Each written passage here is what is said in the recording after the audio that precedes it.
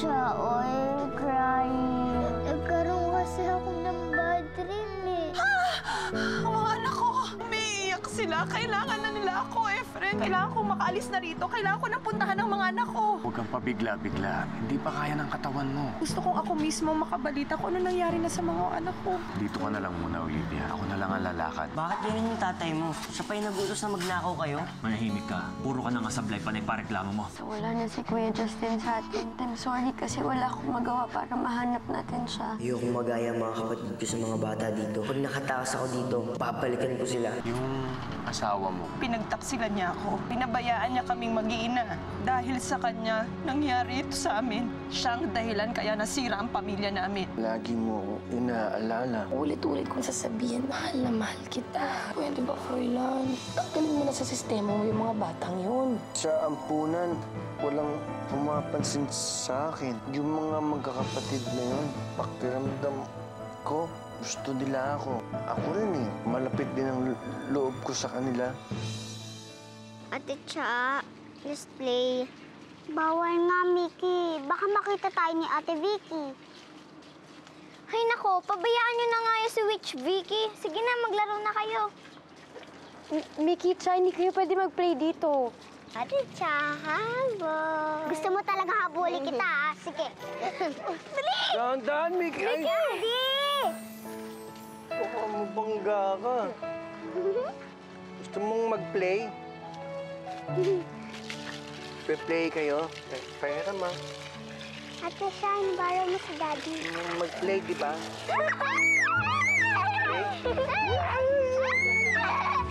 Play tayo!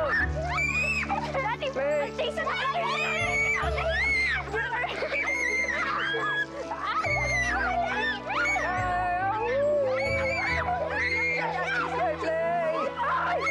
Takbo kayo!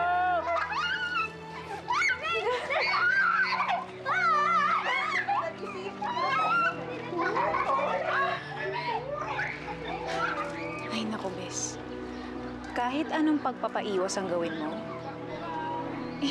mukhang hindi mo mapipigilan tong si Froilan na lumapit sa mga anak niya.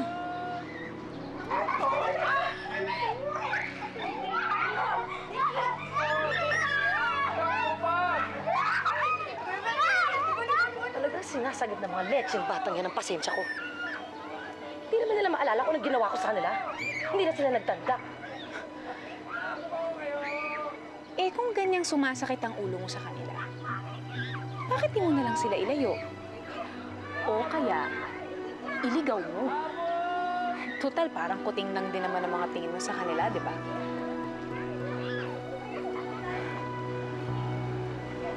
Kung pwede lang sana eh. Kaso hindi naman ganun kadali yun eh. May mga legalities pa kasi na hindi ako naayos. At ang sabi sa akin ni attorney, maghinay-hinay daw muna ako. Dahil baka masilip kami ng konti. Pero may iba pa namang paraan eh. Ako nang bahala sa mga batang yan.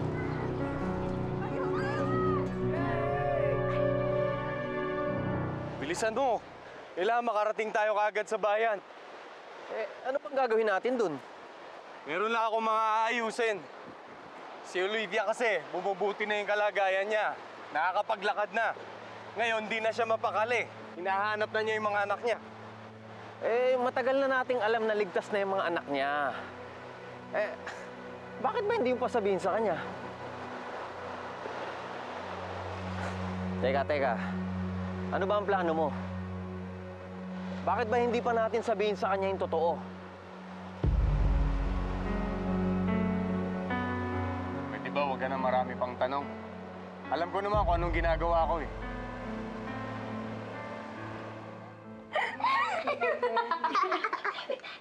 I want to play with Daddy again.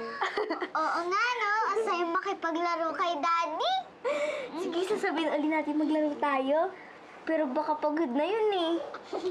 Ano pinagsasabi niyo dyan? Ano tingin niyo? Na makakapaglaro ulit kayo kasama ng daddy niyo?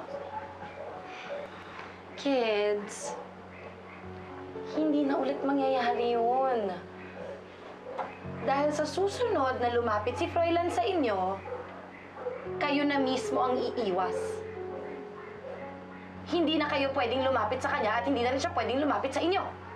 Malinaw? Ate Vicky naman. Sanay sina Cha at Mickey na nakikipaglaro kay Daddy. Mga bata lang sila, hindi nila maiiwasan yun. Ganon ba? Well, kung ganon, edi dapat kontrolin mo sila. Dahil ikaw mas nakakatanda, di ba? Baka nakakalimutan mo kung anong nagawa ko kay Justin. Baby, agad natin sa kanila. Huwag mo silang iiwan. Kung si Justin nga na matanda na, napaampon ko pa, paano pa kaya itong dalawang to? Isang tawag ko lang sa bahay ampunan, sigurado ako pag-aagawan tong si Mickey at si Chuck. So ano? Gusto niyo? Tatawag na ako. Kung kala niyo, huwag niyo akong subukan. Ate Vicky, teka lang. Huwag mo nang ipaampun sila Cha at Mickey.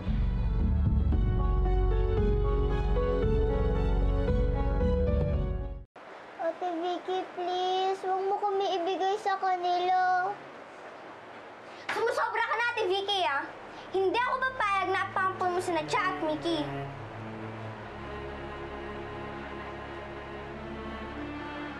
Alam niyo, mga bata, napapansin ko lang ha, habang tumatagal, parang lalong humahaba yung mga sungay ninyo. Talagang di na kayo natuto? Kahit ilang beses ko na kayo pinagsabihan, mga sutil pa rin kayo! Sigurado ako si Justin, mabait siya ngayon. Palibhasa na ilayo ko na kasi siya sa inyo. Dahil mga bad influence kayo sa kanya. Kaya siguro mas mabuti nang ilayo ko na rin to si Mickey at Cha sa inyo para naman lumaki silang maging mababait na bata, di ba? Ate Vicky, please, wag. Promise, hindi na kami makikipag-usap kay Daddy. Lalayuan na namin sila. Sige, kukontrolin ko na yung mga kapatid ko. Kung gusto mo, hindi na rin namin siya tatawaging Daddy. Pero please, Ate Vicky, wag mo nang ipaampon sila Cha at Mickey. Gagawin ko lahat ng gusto mo. Wag mo lang silang ipaampon. Nakakaawa naman kayo. Sige na nga, bigyan ko kayo ng one more chance. Pero sa susunod na suwayin niyo ako ulit, just remember, isang tawag lang sa bahay ampunan. Magkakahiwa-hiwalay rin kayo.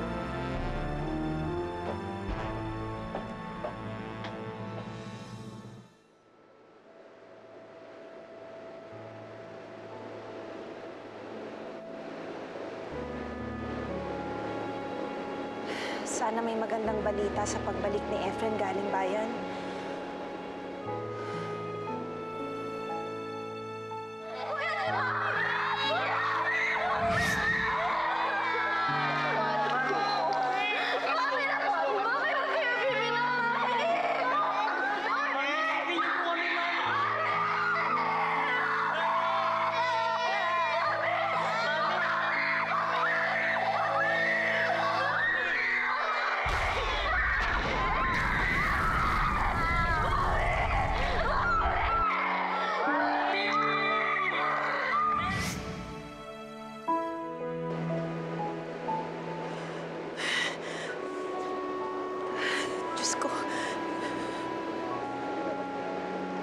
Diyos ko, alam ko kaya ako narito. Kaya ako nananatiling buhay para magkasama kami muli ng mga anak ko. Mananatili akong buhay para sa kanila.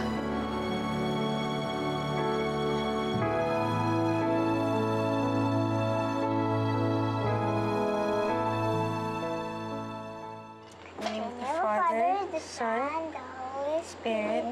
Amen. Kain na tayo. Kain na. Dapat masarap ang pagkain. Ew. Sweet na naman.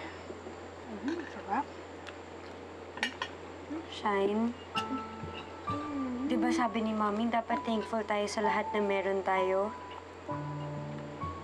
Diba, sabi ni Daddy, Ate, maraming bata nagugutom. Vicky? Ayan ka na naman. Ang weird mo talaga.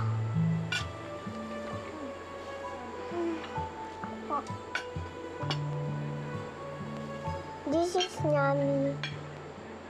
Mga bata, di ba bago pa lang ako dito, di ba? Kaya hindi ko pa kayo masyadong kilala. Nagtataka lang kasi ako kung bakit tinatawag niyong daddy si Sir Froilan. Anak niya ba kayo? Ate Malu, Yeah. this is Daddy's favorite. Ah, talaga? Ako din, paborito ko na yan.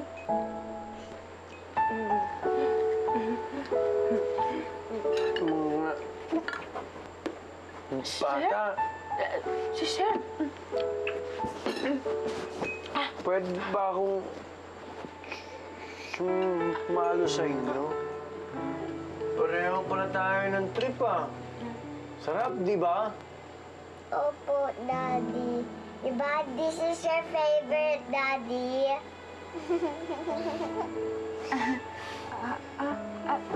Ito.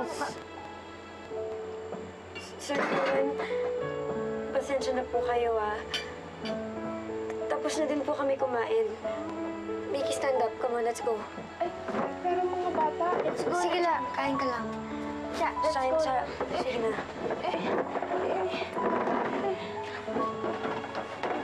Cha, let's go na. Teka, hindi pa kasi naubos yung pagkain. Sigurado ako, kanina pa naghihintay si Olivia. Malamang gutom na nga yun. Kailan mo ba pauwiin niyang si Olivia sa kanila? Total naman, natulungan mo na siya Tsaka wala na siyang sugat sa katawan.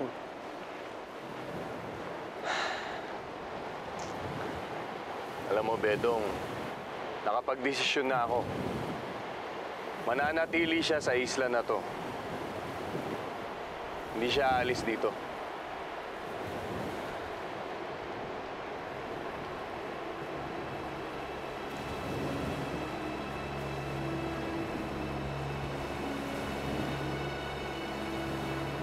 Efren! Olivia,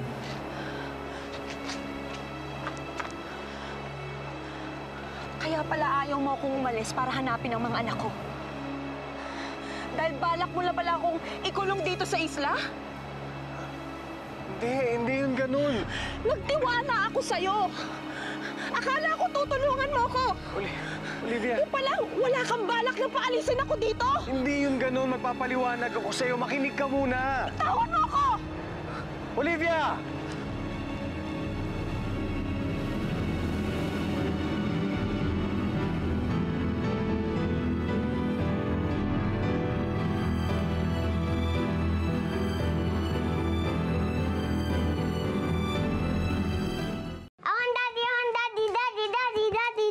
Mickey, we can't go to Daddy, diba? Why, ate? Sabi kasi ni Ate Vicky, ipapaampun niya daw tayo pag linapitan natin si Daddy. But why? I want to play with Daddy. Mickey, listen, Daddy wants to play hide and seek. That's why, from now on, whenever we see him, we have to hide. Si Daddy yung taya, tsaka hindi niya tayo pwede marinig. And don't call him Daddy anymore or else he'll see you. Okay, ate. I'll hide from Daddy na. Okay. Be careful, Careful your head. Careful.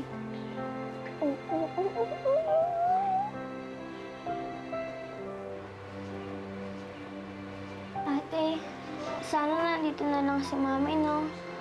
Kasi siya lang yung makakatulong sa atin.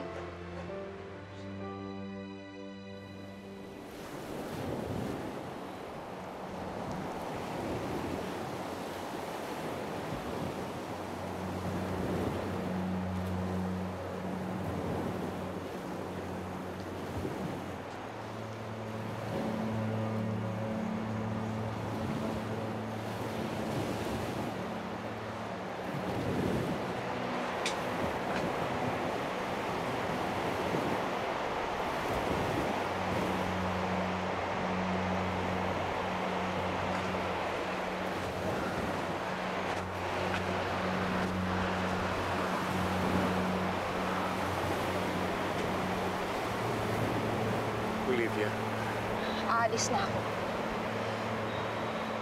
At hindi mo na ako pwedeng pigilan pa. Olivia. Hindi mo kasi ako naintindihan eh. Meron akong dahilan kung bakit hindi kita mapaalis dito. Dahilan? Sige. Sabihin mo sa akin kung anong dahilan kung bakit ayaw mo akong umalis dito para hanapin ko ang mga anak ko. Ayoko na sana sabihin sa'yo ito. Pero, sino ba naman ako para itago sa'yo kung ano ang totoo?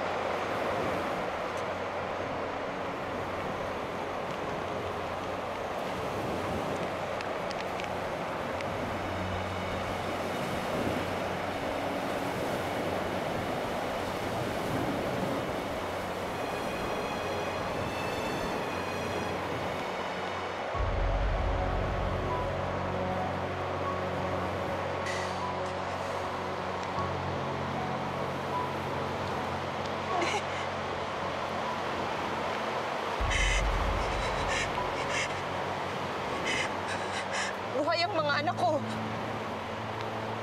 Buhay ang mga anak ko! Buhay ang mga anak ko! Olivia. Buhay ang mga anak ko! Buhay ang mga anak ko! Olivia. Buhay ang mga anak ko! Olivia, Olivia. Wala na tayong magagawa. Anak ko, hindi sila patay! Hindi sila patay! Buhay ang mga anak ko! Buhay sila! Hindi ito totoo!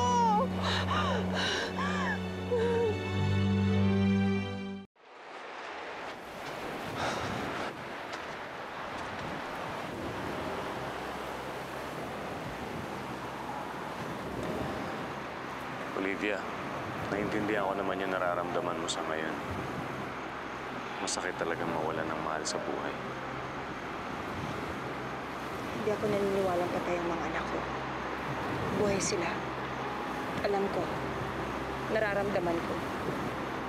Hindi ako basta-basta maniniwala sa isang pirasong papel na magsasabing patay sila. Naggawa nilang ideklarang patay lahat ng mga taong involved dyan sa plane crash. Pero bakit ako nandito? Buhay.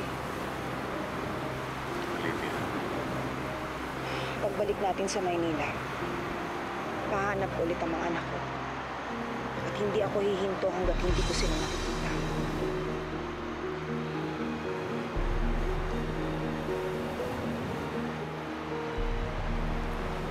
Bedong, ikaw na muna bahala dito, ha? Ha? Sige, Fred. Sige, bahala. Oh, sige. Olivia! Olivia, hindi mo na naman kailangan pang gawin yun eh. Ginawa ko na yun para sa'yo. Pinahanap ko na yung mga anak mo. Say, O, kain ka marami, para gumaling ka. Niluto ko pa to lahat para sa'yo. Nagustuhan mo ba? Talaga bang tayo lang dalawa ang kumakain magkasabay? Kasi parang nakakalungkot eh.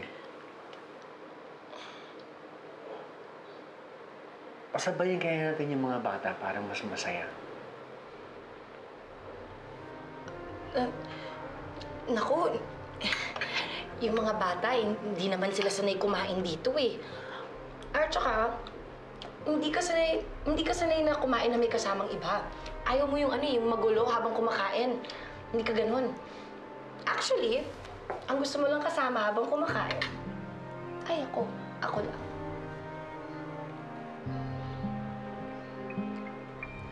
Kasi sa ampunan, pag kumakain kami, sabay-sabay kaming kumakain eh. Kasi, Froilan, noon pa yun eh. Matagal na yun. Nagbago ka na. Tandaan mo, marami nang nangyaring pagbabago sa'yo simula nung makilala mo ko.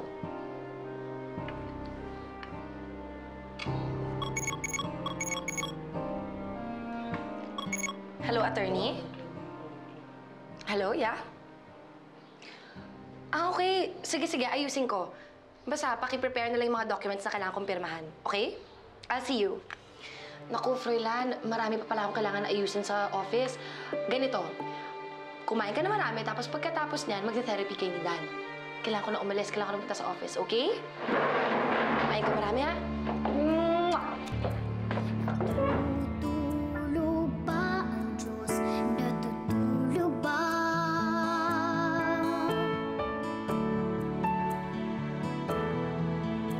Sikapin mo, pilitin mong tibayan ang iyong puso na ikaw ang hubog sa iyong bukas. Huwag mo sana Good. natutulog ba ang Diyos? Hindi. Ay mayroong halaga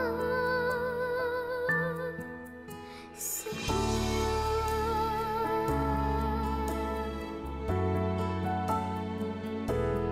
dapat pa ba na ikaw ay maghintay at di mo pa pilitin ka ng tadhana? Gawin mo na kung ano ang nararapat. Magsikap ka at magtiwala sa may kapal. Si Maria? Sila? Nakauwi? Maliwanag? Ang paspas. Si Maria ay pumunta sa Cebu. Sila ay nakauwi na. Maliwanag ang Pasko. Ang galing mo, Froilan. Good job. Salamat po. Tignan lang natin kung makalapit pa ngayon yung mga bata kay Froilan. Pagkatapos ng ginawa ko. Sindakin mo ba naman eh? Ewan ko na lang pag di pa sila natakot sa ginawa mo kay Justin. Siguro kung nasan man si Olivia ngayon, siguro wini-wish niya na sana kasama na lang niya yung mga bata nung nalunod siya. Para at least magkakasama pa rin sila mag-iina. Sa hukay nga lang.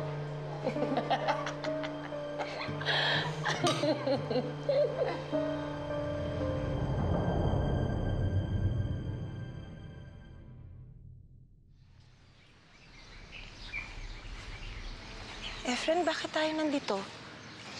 Tungkol sa mga anak mo. Anong tungkol sa mga anak ko? Huwag ka sana mabibigla.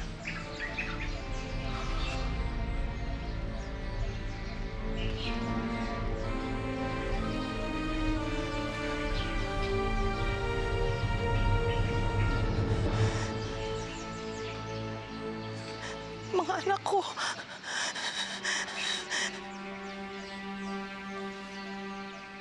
Mga anak ko.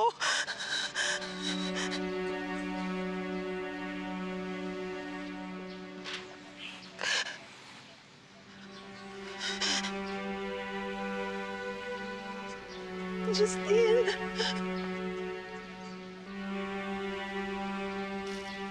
Faye.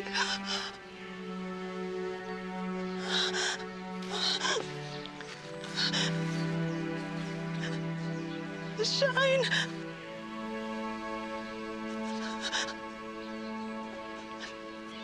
Ja.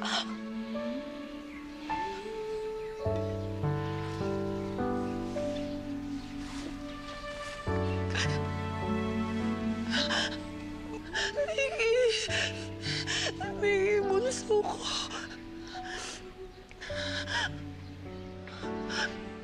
Anong nangyari sa inyo?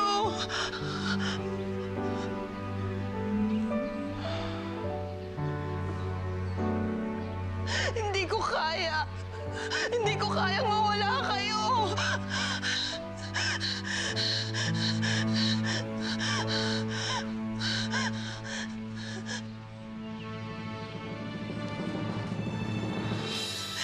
ginawa mo sa mga anak ko? Anong ginawa mo? Di ba pinaubaya ko sila sa'yo? Paulit-ulit akong nananalangin na iligtas mo sila. Anong ginawa mo? Bakit mo pinatay ang mga anak ko? Anong kasalanan ko sa'yo? Bakit mo ako pinarurusahan ng ganito?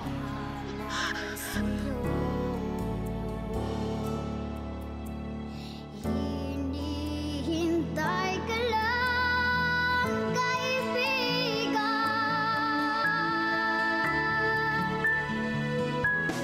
Ate, bakit ganun si Daddy? Puro ampunin na lang yung binabanggit niya sa atin. Paano niya tayo maaalala kung na-stuck na yung memories niya sa pagkabata? Sabi ni Daddy, hindi natutulog si Jesus. Not even a nap. Hindi na siya natutulog. Lahat ng dasal natin naririnig niya. Lord, sana bantayan niyo po yung daddy ko tsaka mga kapatid ko. Sana po maalala niyo po sa kanila araw-araw. Mahal na mahal ko po sila. Lagi pong sinasabi ni Mami sa akin na hindi niyo po kami pababayaan. Alam rin po namin na parati kayong nandyan para sa amin. Yun na po bahala kay Daddy, ha. Hintayin po namin yung paggaling niya. Bakit ba pinalalabas mo na patay na yung anak ni Olivia? Sana ako na lang ang kinuha mo. Hindi ang mga anak ko. Pag nalaman ni Olivia na buhay pa yung mga anak niya, sigurado ako aalis yan dito. Pagkatapos masasaktan lang yan. Daddy? Daddy, naalala niyo na po ba kami?